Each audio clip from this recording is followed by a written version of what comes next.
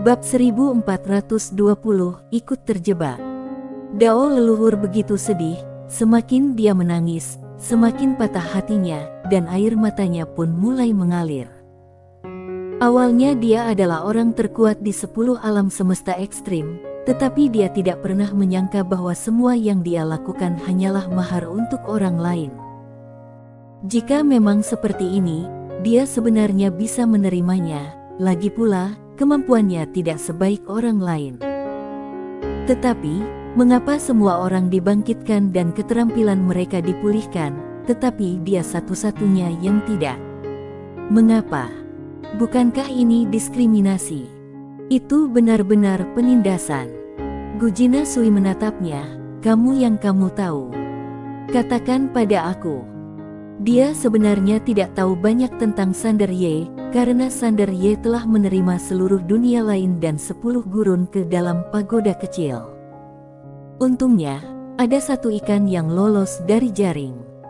Mendengar perkataan Gujina Sui, Dao leluhur segera menyeka air matanya dan menjadi bersemangat. Orang ini mempraktikkan jalan tatanan.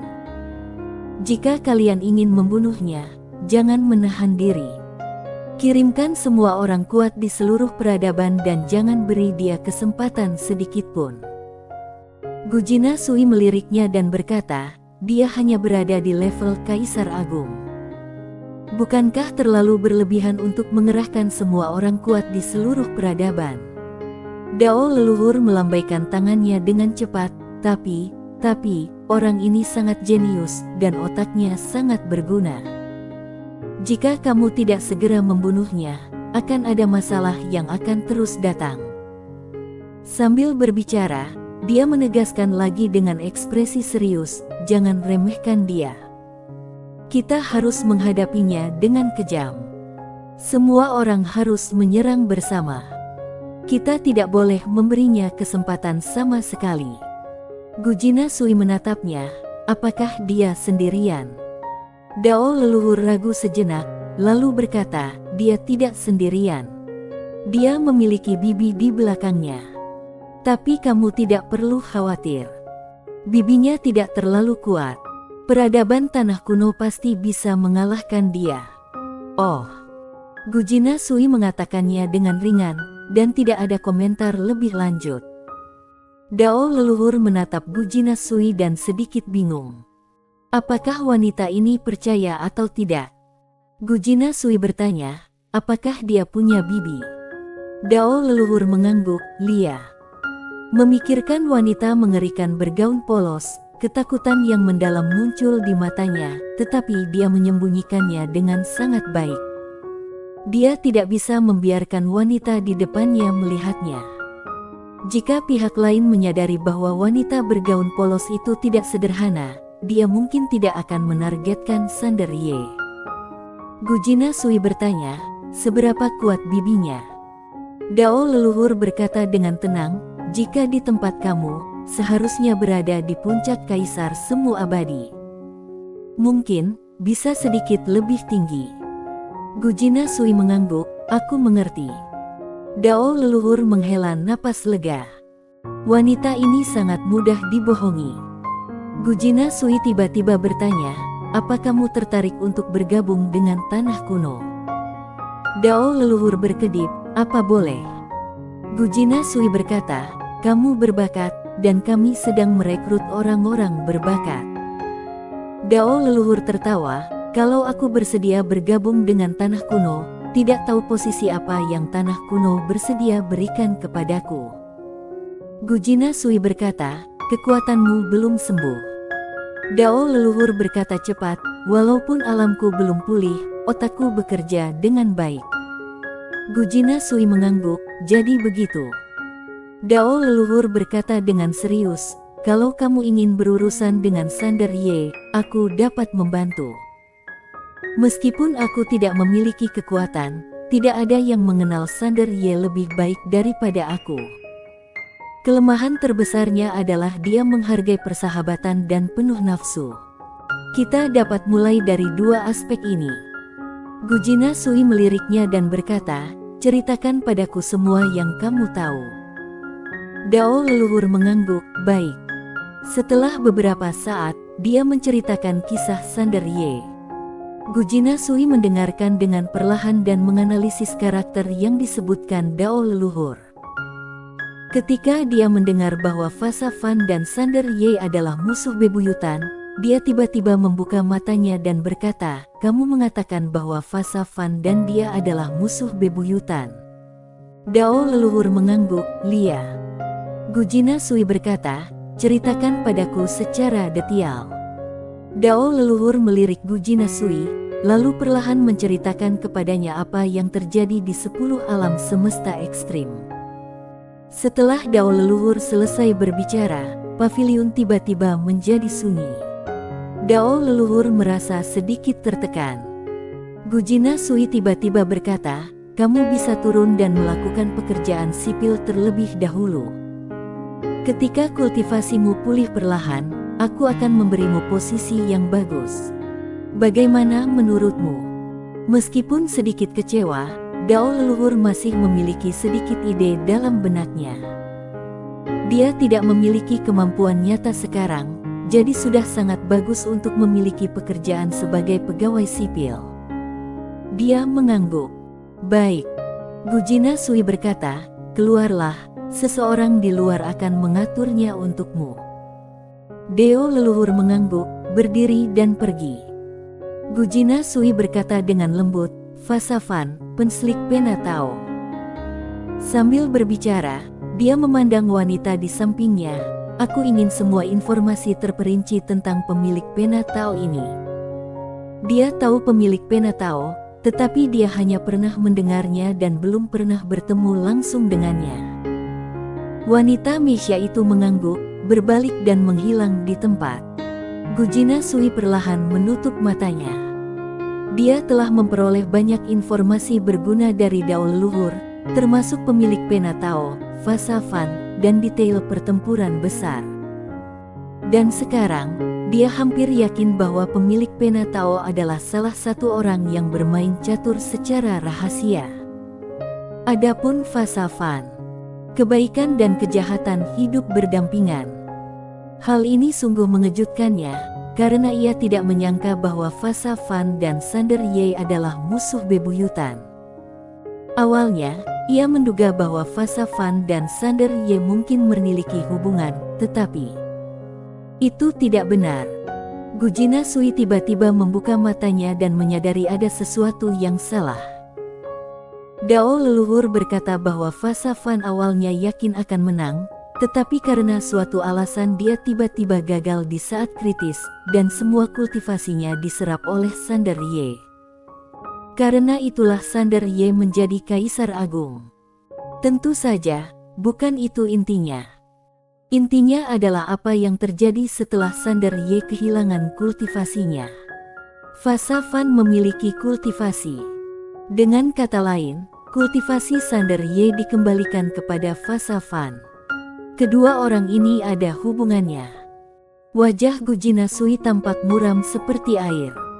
Mungkinkah mereka bekerja sama untuk merebut tanah kuno? Tetapi, itu tidak masuk akal.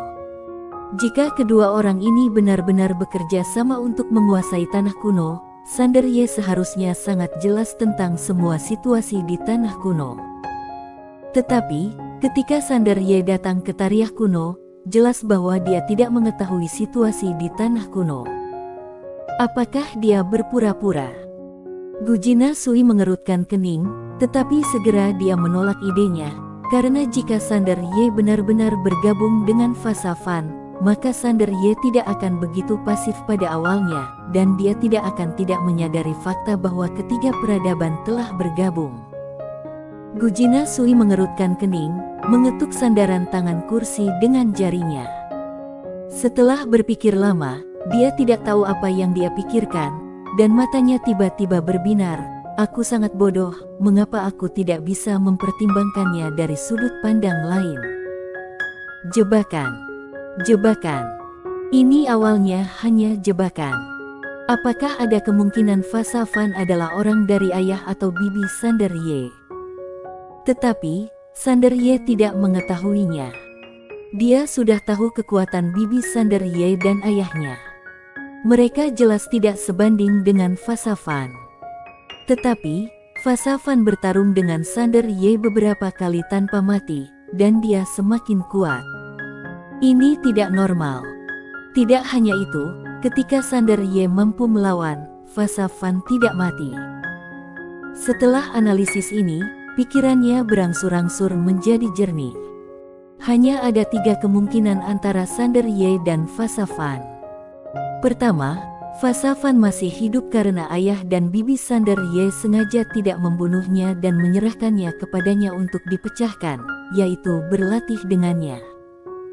Kedua, Fasafan adalah orang dari ayah dan bibi Sander Ye, dan tujuannya juga untuk berlatih dengannya. Ketiga, Fasafan adalah orang dari ayah dan bibi Sander Ye, tetapi Sander Ye tidak tahu.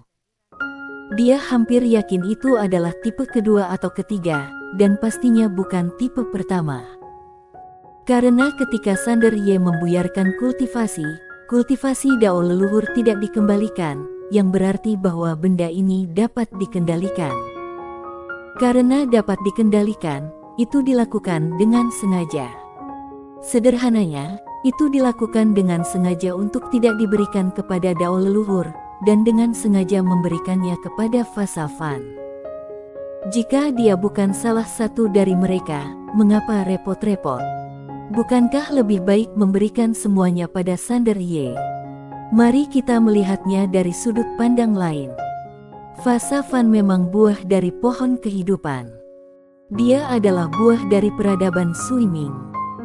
Dia kembali ke peradaban Suiming hanya untuk satu tujuan, yaitu menguasai seluruh peradaban Suiming, atau bahkan seluruh tanah kuno. Yang Sander Ye kejar adalah tatanan, apa yang dia butuhkan. Itu adalah kekuatan iman semua makhluk hidup. Secara sederhana, tujuan Fasafan kemungkinan besar adalah untuk membantu Sander Ye mengendalikan seluruh tanah kuno, dan kemudian membantu Sander Ye dalam perjuangan demi Dao Agung. Tapi ada masalah besar. Para penguasa 3 peradaban besar juga merupakan pesaing dalam perjuangan Dao Agung, jadi pasti ada konflik di antara kedua belah pihak. Gujina Sui mengerutkan kening dalam-dalam. Jika dia bisa memikirkan kontradiksi ini, maka Fasafan pasti juga bisa memikirkannya. Dengan kata lain, wanita ini mungkin berencana untuk menangani 3 peradaban besar. Gujina Sui perlahan menutup matanya. Dia tidak tahu apakah peradaban Suiming tidak penting sama sekali atau sedikit penting di hati Fasafan. Jika sedikit penting, maka Fasafan akan memilih untuk mengikuti Sander Ye seperti dirinya, demi kebaikan peradaban Suiming. Tetapi jika peradaban Suiming sama sekali tidak penting di hati Fasafan. Setelah beberapa saat, Gujina Sui perlahan berdiri dan keluar. Dia menatap langit yang dalam dengan kekhawatiran yang mendalam di matanya. Dia hanya menganalisis beberapa hal di pihak Sander Ye, tapi bagaimana dengan pihak lawan? Sejauh ini, dia belum mampu melompat keluar dari papan catur dan memandang keseluruhan permainan dari sudut pandang orang luar. Dia masih berada di dalam papan catur. Di papan catur, dia akan sangat pasif dalam segala hal. Sama seperti sekarang, dia tidak tahu apa yang akan dilakukan oleh pemilik pena Tao selanjutnya. Dia juga tidak tahu apakah Fasafan menghargai peradaban Suiming di dalam hatinya, dan dia tidak tahu apakah ada bidak catur lainnya di papan catur tersebut. Setelah waktu yang lama, Gujina Sui tiba-tiba tertawa. Dia hanya meninjau apa yang dikatakan Dao leluhur, dan dia ternyata mengabaikan poin yang paling penting. Sander Ye mengambil inisiatif untuk melepaskan kultivasinya demi seluruh 10 alam semesta ekstrim dan teman-temannya. Apakah Fasafan memiliki peradaban Suming di dalam hatinya sebenarnya tidaklah penting, sama sekali tidak penting. Yang penting adalah dia, Sugujin, harus membuat Sander Ye memiliki peradaban Suming di dalam hatinya. Selama Sander Ye memiliki peradaban Suming di dalam hatinya, Bahkan jika Fasa Fan tidak memiliki peradaban Suming di dalam hatinya sekarang, dia akan memiliki peradaban Suming di dalam hatinya di masa depan. Dalam keseluruhan permainan, Sander Ye adalah kunci sesungguhnya. Dia bersedia menjadi bidak catur, jadi ada permainan catur ini. Jika dia tidak bersedia menjadi bidak catur, siapa yang berani menggunakannya sebagai bidak catur? Gujina Sui berkata lembut, karena kalian semua suka bermain catur, maka aku akan bergabung dalam permainan dan bermain dengan kalian. Pada saat ini, sebuah bayangan virtual tiba-tiba muncul di belakang Gujina Sui, Master Pavilion, di antara 4 wilayah peri, hanya penguasa wilayah peri Tianfu yang bersedia datang ke pertemuan ini. Gujina Sui menyipitkan matanya sedikit, pihak lain sudah mulai bergerak. Bayangan virtual itu bertanya, haruskah kita memberitahu Tuan Ye? Gujina Sui menggelengkan kepalanya, tidak perlu, ini hanya masalah kecil, tidak perlu merepotkannya. Setelah berkata demikian, dia menghilang dari tempat itu. Bersambung.